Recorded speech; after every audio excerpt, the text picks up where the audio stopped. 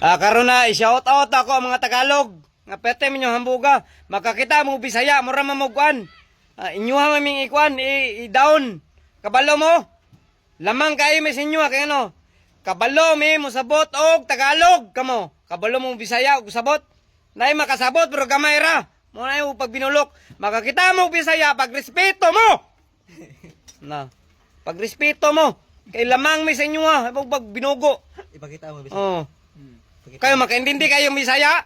Di ba hindi kami makaintindi kami ng Tagalog? Huwag kayong hangal.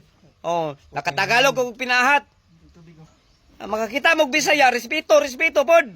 Ikay makakita mo Bisaya, mura mo idaon mi ninyo.